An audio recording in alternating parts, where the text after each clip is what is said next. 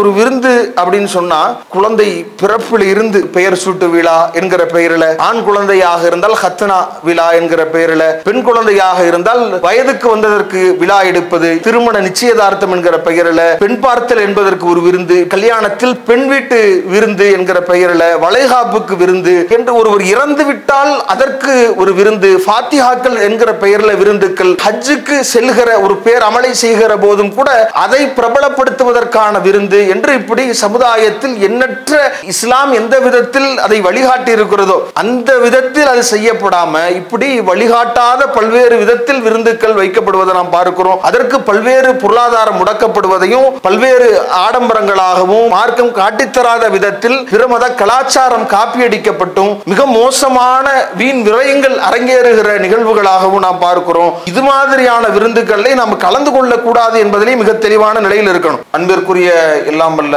அல்லாஹ் நல்லடியார்களே, அல்லாஹ்வுடைய பேரருளால் நாட்களில் சிறந்த இந்த ஜும்ஆவுடைய நாளில் இறை தூதர் ஸல்லல்லாஹு அலைஹி வஸல்லம் அவர்கள் காட்டித்தந்த அடிப்படையில் அதன் வணக்கத்தை நிறைவு செய்கிற நோக்கில் இங்கு ஒன்று குழுமி இருக்கிறோம். அல்ஹம்துலில்லாஹ். இந்த சந்தர்ப்பத்தில் நாம் ஏற்றிருக்கிற இந்த இஸ்லாமிய மார்க்கம் நமக்கு எப்படி வணக்க வழிபாடுகளை வலியுறுத்துகிறதோ, அல்லாஹுவையும் மறுமையையும் நம்பியிருக்கிற ஒருவர் எப்படி இறைவனுக்கு செய்ய வேண்டிய காரியங்களை நிறைவேற்ற வேண்டும் என்று மார்க்கம் நமக்கு கட்டளையிட்டு இருக்கிறதோ, அதே போல ஒவ்வொரு முஃமினும் பொது நலனிலேயும் அக்கறை செலுத்த வேண்டும் என்பதையும் வழிகாட்டி இருக்கிறது.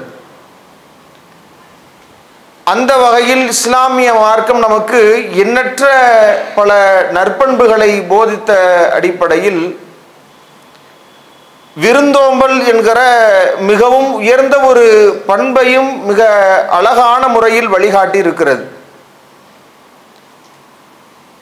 பொதுவாக உலக அரங்கில் பல்வேறு விதமான ஆட்சியாளர்கள் இருந்து பாமரர்கள் வரைக்கும், அன்றிலிருந்து இன்று வரைக்கும் எண்ணற்ற பல விஷயங்களுக்கு உறவுகளை மேம்படுத்துகிற அடிப்படையில் இந்த விருந்தோம்பல் என்பது ஒரு முக்கிய பங்கு வகித்திருக்கிறது என்பதை நாம் அறிந்து கொள்ள முடிகிறது.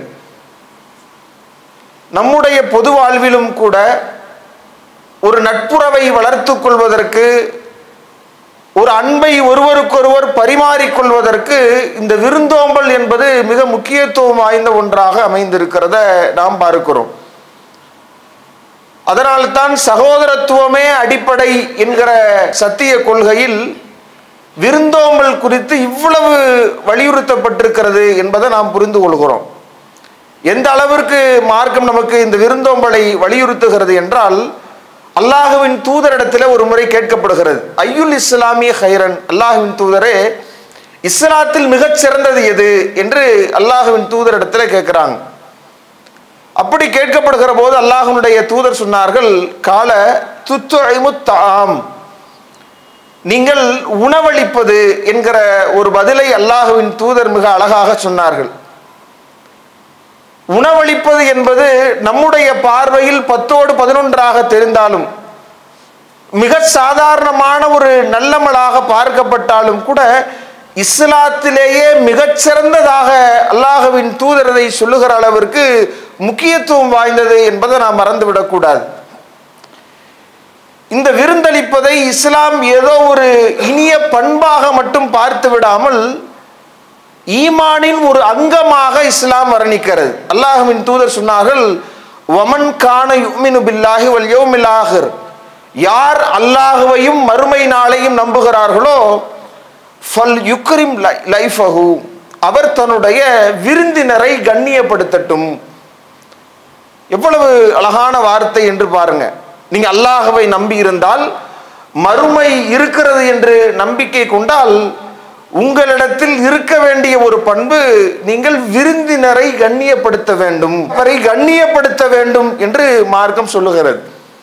எப்படி கண்ணியப்படுத்தணும், மார்க் அடிப்படையில் என்னென்ன வழிகாட்டுதல் நமக்கு வழங்கப்பட்டிருக்கிறது என்று பார்த்தால், அல்லாஹ்வுடைய தூதர் நமக்கு சொல்லி தந்திருக்கிற எண்ணற்ற பல அடிப்படைகளை நாம் பார்க்கிறோம்.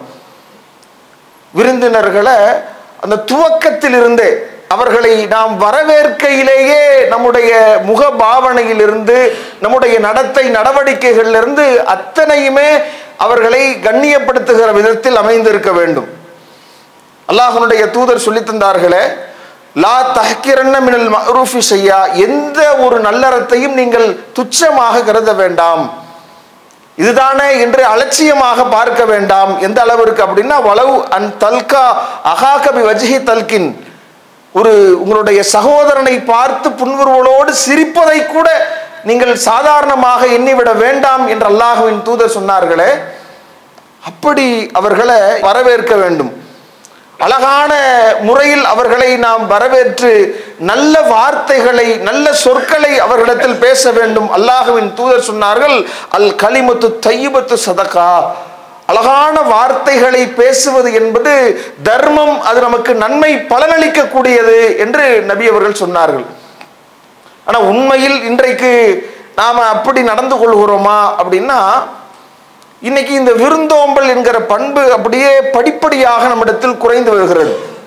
மனிதனின் சுயநலமும் நம்முடைய கஞ்சத்தனங்களும் ஒரு விருந்தினரை நாம வரவேற்பது என்பதை தாண்டி அடிப்படையில் அழைப்பதிலேயே நமக்கு பிரச்சனை இருக்கிறது. முன்பெல்லாம் நாம யாரையாவது சந்திக்க நேர்ந்தால், வாங்கலை வீட்டுக்கு வாங்கலை, ஃப்ரீயா இருக்கும் பொழுது ஒரு நாள் வீட்டிற்கு வந்து ஒரு மதிய நேரம் இருந்து சாப்பிட்டு போகலாமே, வாங்கலை குடும்பத்தோடு வாங்கல் என்று அழைத்து கொண்டிருந்த நாம் இன்றைக்கு அந்த வார்த்தையை சொல்லுவதற்கே நம்மிடத்தில் தயக்கம் குடிக்கொண்டிருக்கிறது. இவ்வளவு செலவாகும், உங்க பாட்டுக்கு வந்துட்டா போகிற இருக்கிற விற்கிற விலைவாசியில நாம எப்படி அதை சமாளிப்பது? ஆட்டோமேட்டிக்கா அந்த வார்த்தை நல்லா இருக்கிறீங்களான்றதோடு முடித்துக் கொள்கிற ஒரு மனநிலைக்கு நாம் மாறிவிட்டிருக்கிறோம் என்பதைத்தான் பார்க்க முடியுது. அப்ப அந்த விருந்தினர்களை கண்ணியப்படுத்துவத இஸ்லாமிய மார்க்கம் நமக்கு ஈமானின் ஒரு அங்கமாக, இறை நம்பிக்கையின் அடையாளமாக நமக்கு சொல்லித் தருகிறது என்கிற போது அதுல ஒரு முஸ்லிம் மிகுந்த கவனத்தோடு இருக்க வேண்டும்.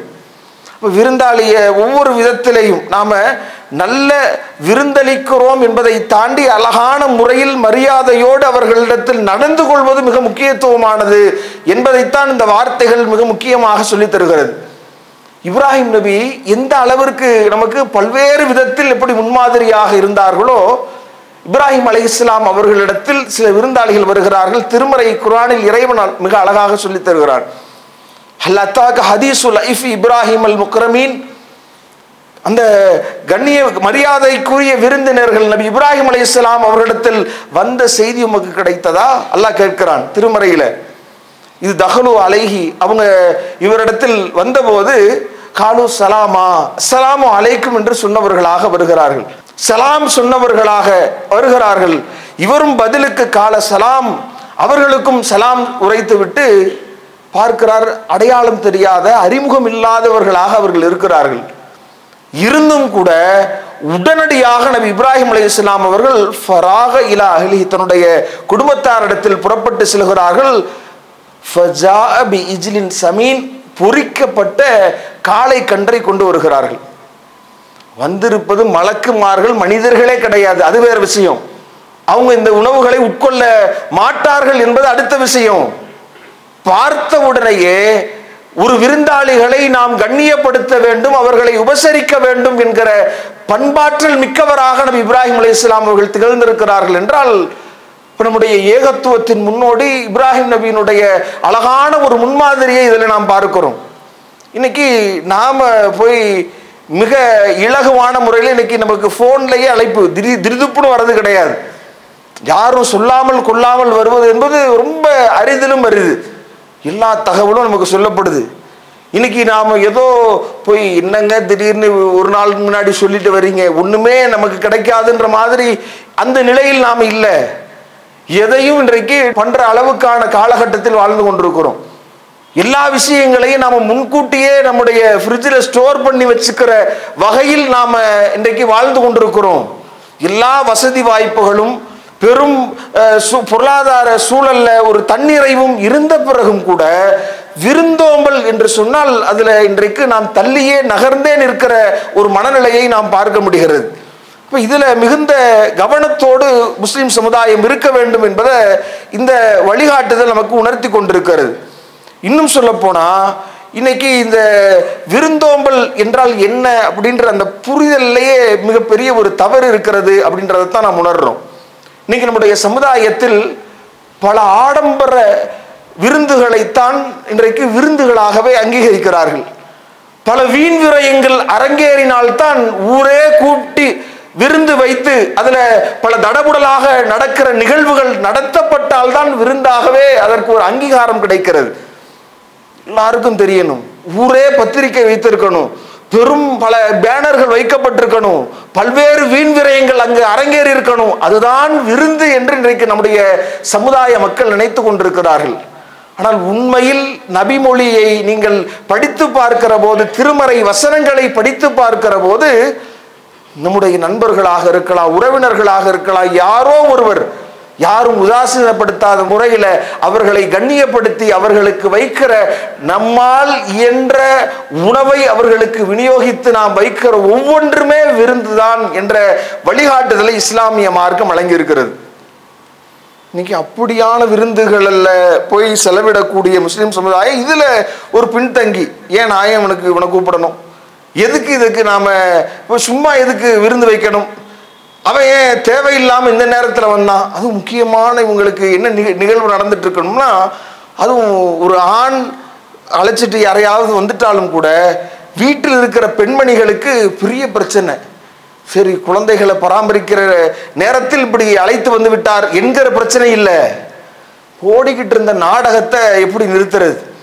இன்னைக்கு முக்கியமான எபிசோட் நேற்று தொடர்ந்து போட்டிருந்தானே, இன்னைக்கு அதனுடைய தொடர்ச்சியை பார்க்க வேண்டுமே, இன்னைக்கு எப்படி பார்க்கிறது, இப்படி திருதுப்புன்னு ஆள் வந்துட்டா அப்ப எப்படி நாம சமைப்பதுன்னு இவர்களுடைய முகத்தில் அந்த காஃபியை கொண்டு போய் வைக்கும் பொழுதே ஏண்டா வந்த அப்படின்னு கேட்கும் விதமாக போய் வைக்கிற போது அவங்க கிளம்பி செல்கிற ஒரு மனநிலையை அது ஏற்படுத்தி விடுவதை நாம் பார்க்க முடியுது. ஆனா அல்லாஹ்வின் தூதர் சொல்கிறார்கள், அப்துல்லா இப்னு அம்ர் இப்னு ஆஸ் ரலியல்லாஹு அன்ஹு அவர்கள் பகலெல்லாம் நோன்பு நோக்கிறார்கள், இரவெல்லாம் நின்று இறை வணக்கத்தில் ஈடுபடுகிறார்கள். அல்லாஹுவின் தூதர் அவர்களுக்கு சில அறிவுரைகளை கூறுகிற போது அதில் ஒரு அறிவுரையாக அல்லாஹ்வுடைய தூதர் சொல்கிறார்கள், வ இன்னலி ஸௌரிக அலைக ஹக்கா, எப்படி உன்னுடைய கண்ணுக்கு செய்ய வேண்டிய கடமைகள் இருக்கிறதோ, உன்னுடைய குடும்பத்தாருக்கு செய்ய வேண்டிய கடமைகள் இருக்கிறதோ, உன்னுடைய விருந்தினர்களுக்கு செய்ய வேண்டிய கடமைகள் இருக்கிறது என்று அல்லாஹுவின் தூதர் ஸல்லல்லாஹு அலைஹி வஸல்லம் அவர்கள் விருந்தினருக்கு செய்ய வேண்டிய கடமையை நபி அவர்கள் நமக்கு வலியுறுத்தி சொல்வதை பார்க்கிறோம்.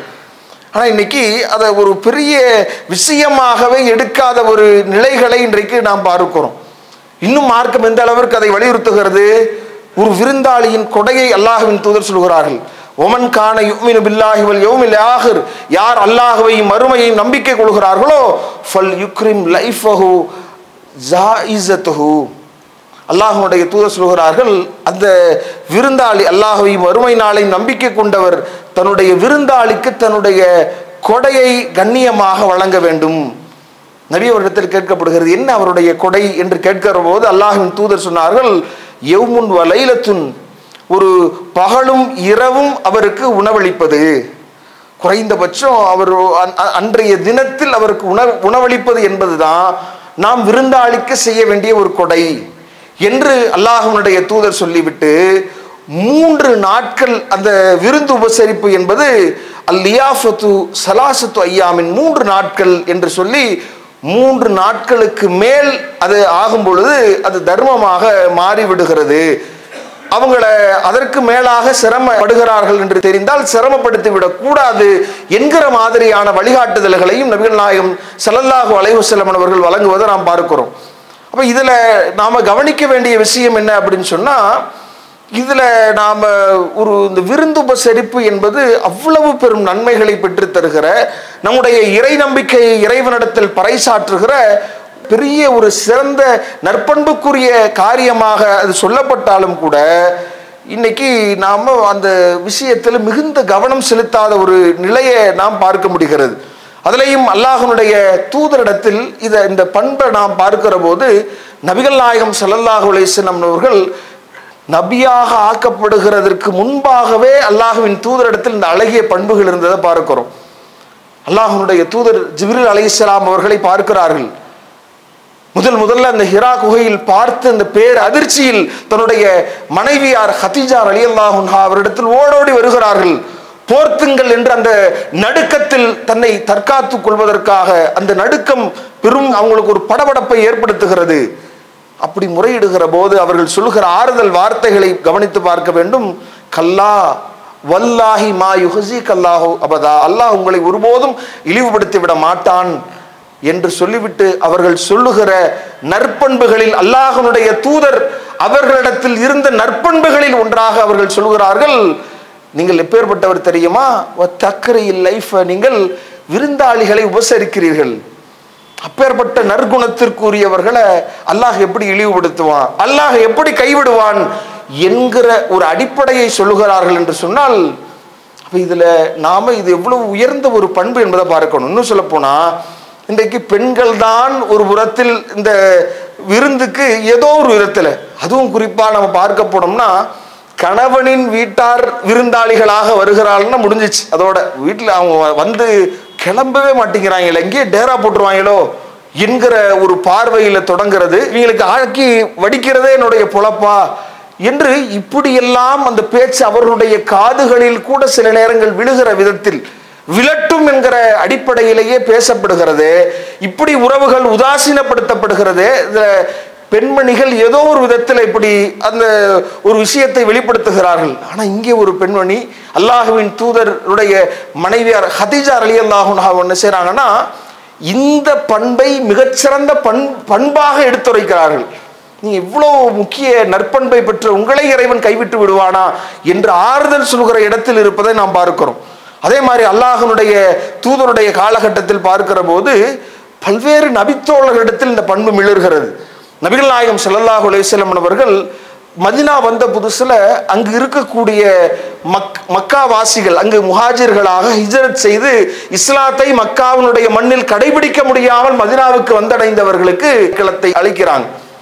உங்கள ஒவ்வொரு மதீனா வாசிகளும் மக்கா வாசிகளை நீங்க தத்தெடுத்துக்கிற மாதிரி அல்லாஹ்வின் தூதர் ஒரு சகோதரத்துவ உறவை ஏற்படுத்துறாங்க. ஒருவரை பொறுப்பேற்றுக் கொள்ள வேண்டும் என்கிற விதத்தில் ஏற்படுத்திட்டு மீதம் இருக்கக்கூடிய மற்றவர்களை அல்லாஹ்வின் தூதர் என்ன செய்யறாங்க அப்படின்னு சொன்னா, அவங்களை திண்ணை தோழர்களாக அறிவித்து, உங்கள இருவருக்கான உணவு இருந்தால் மூன்றாவது நபராக இந்த விருந்தாளிகளை இவங்களை அழைத்து நீங்க செல்லுங்க, மூவருக்கான உணவு இருந்தால் நான்காவதாக இவரை அழைத்து செல்லட்டும் என்று இப்படி அல்லாஹ்வுடைய தூதர் உத்தரவிடுகிறார்கள்.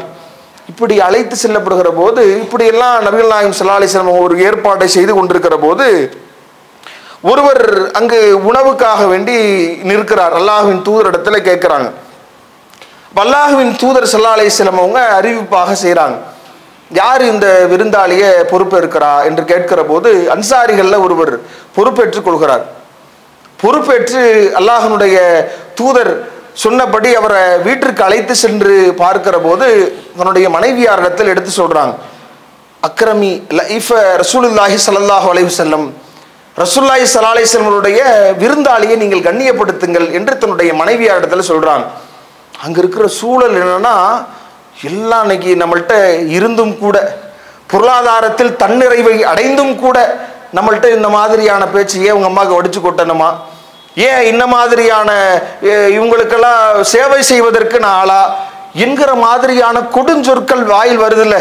இன்னைக்கு மிக சாதாரணமாக பேசிவிட்டு நகர்கிறோம்ல.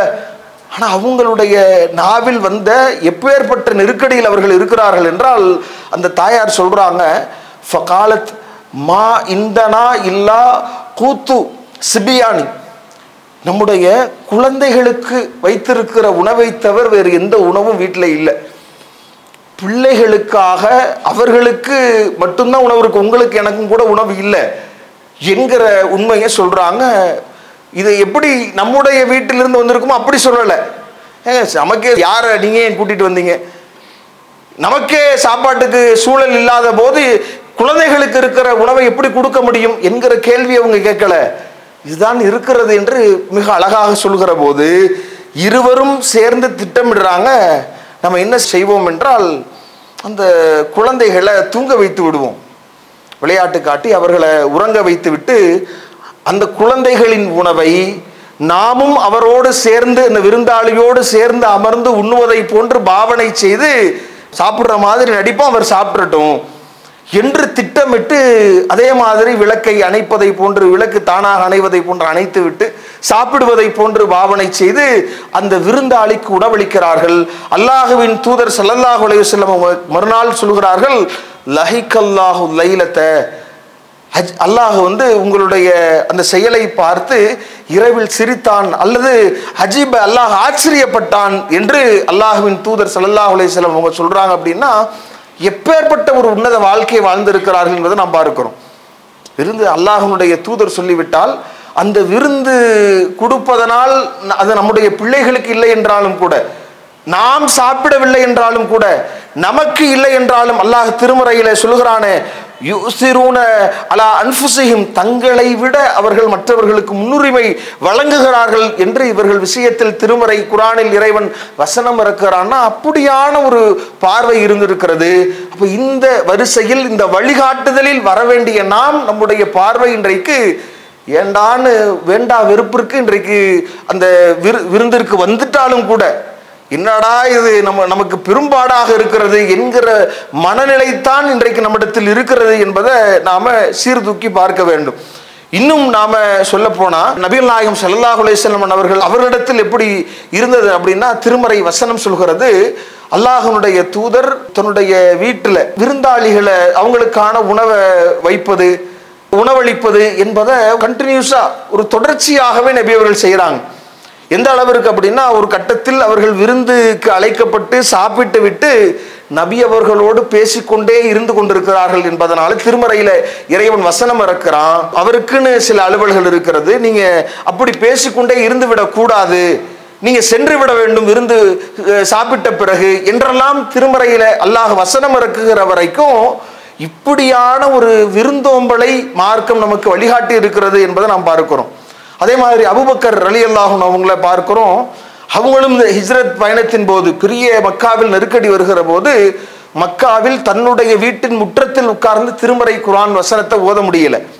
அவர்களை நாடு கடத்த வேண்டும் என்று பேசி அவர்கள் ஊரிலிருந்து வெளியேற்றப்படுகிறார்கள்.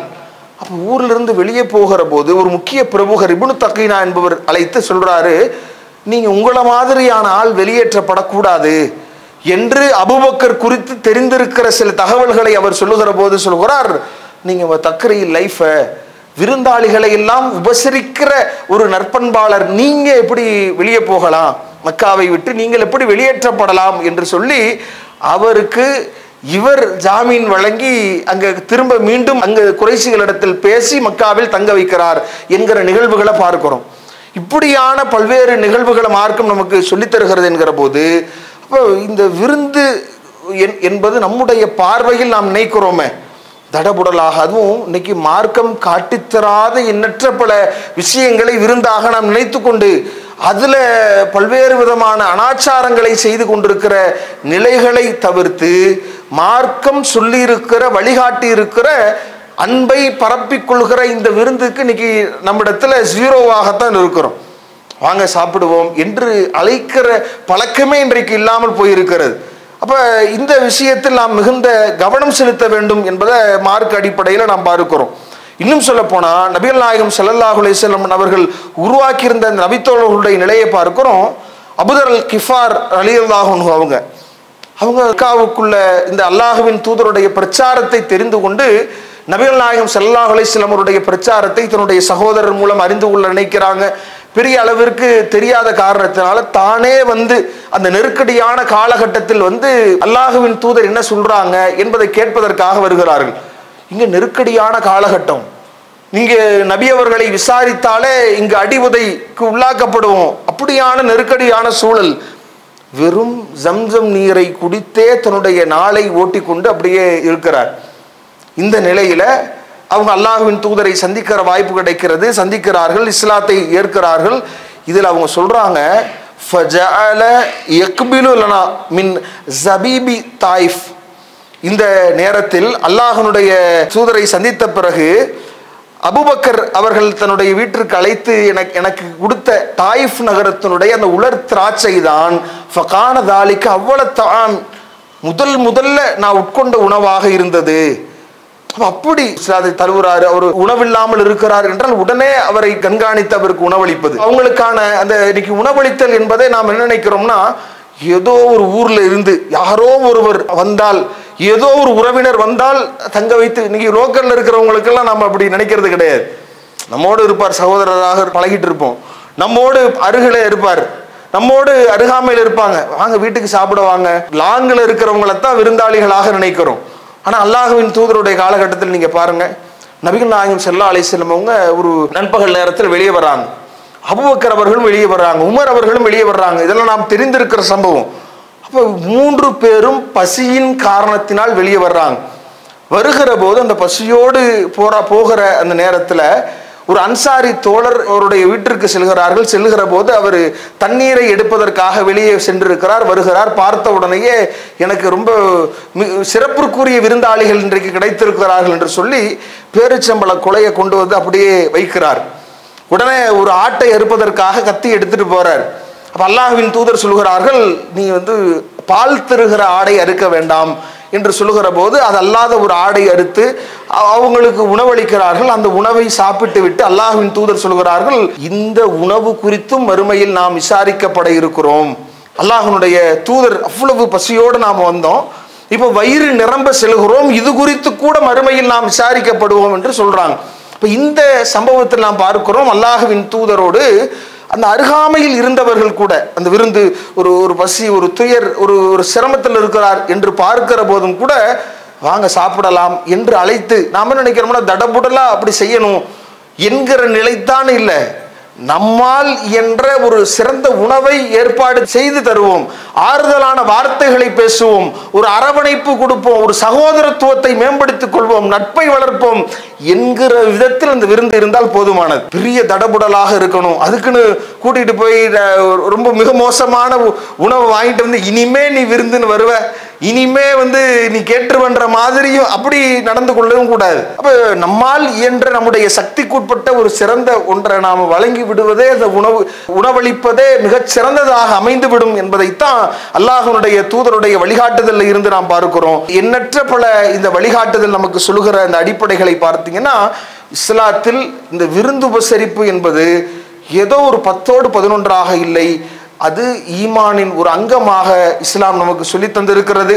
அந்த அடிப்படையில் நம்முடைய ஒரு பழக்கமாக இறைவனை நம்பியிருக்கிற, மறுமையை நம்பியிருக்கிற நம்முடைய செயல்பாடுகள் அமைக்கப்பட வேண்டும் என்று கூறி முடிக்கிறேன்.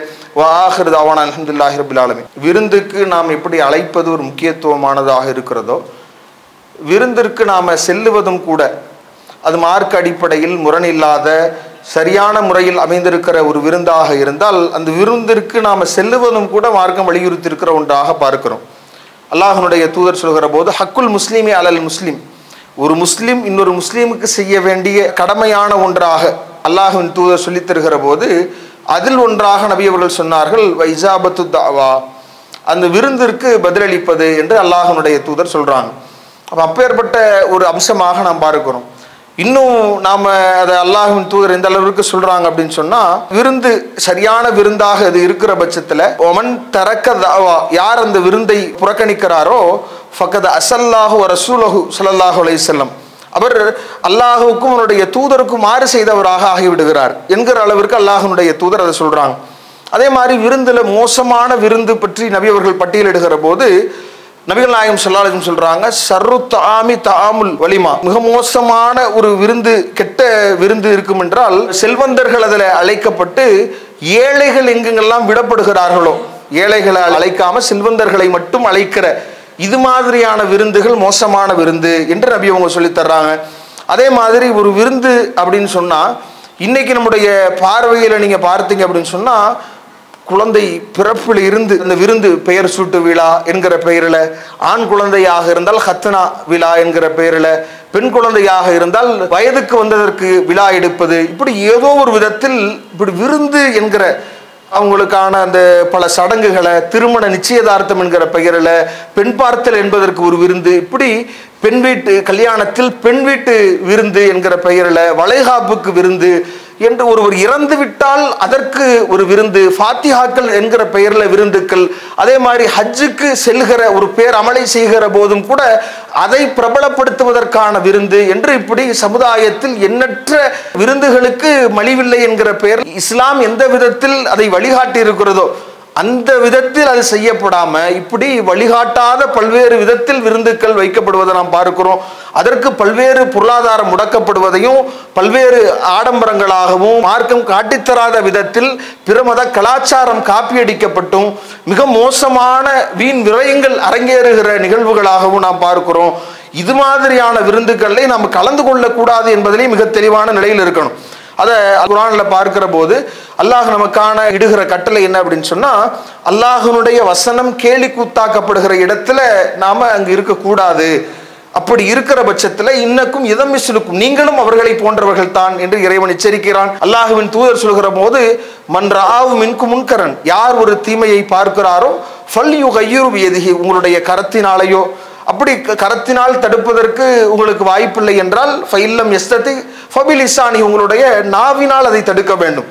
ஃபைல்லம் எஸ்ததி, அதற்கும் உங்களுக்கு சக்தி பெறவில்லை என்றால் ஃபபி கல்பிஹி, உள்ளத்தினாலாவது அதை வெறுத்து ஒதுக்க வேண்டும். தாலிக அல்லாஃபுல் ஈமான், அதுதான் ஈமானுடைய கடைசி நிலை என்று அல்லாஹ்வின் தூதர் சொல்றாங்க. இந்த மாதிரியான விருந்துக்களை பங்கேற்காம சரியான விருந்துகளை வைத்தும் அதில் பங்கேற்றும் நம்முடைய இஸ்லாம் சொல்கிற அடிப்படையில் நம்முடைய செயல்பாடுகளை அமைத்த நன்மைகளை பெறுகிற நல்பாக்கியத்தை இறைவன் நம் அனைவருக்கும் தந்தல் புரிய வேண்டும் என்று கூறி முடிக்கிறேன். வாஹிரு தஅவானா அல்ஹம்துலில்லாஹி ரப்பில் ஆலமீன். அல்லாஹு அக்பர், அல்லாஹு அக்பர்.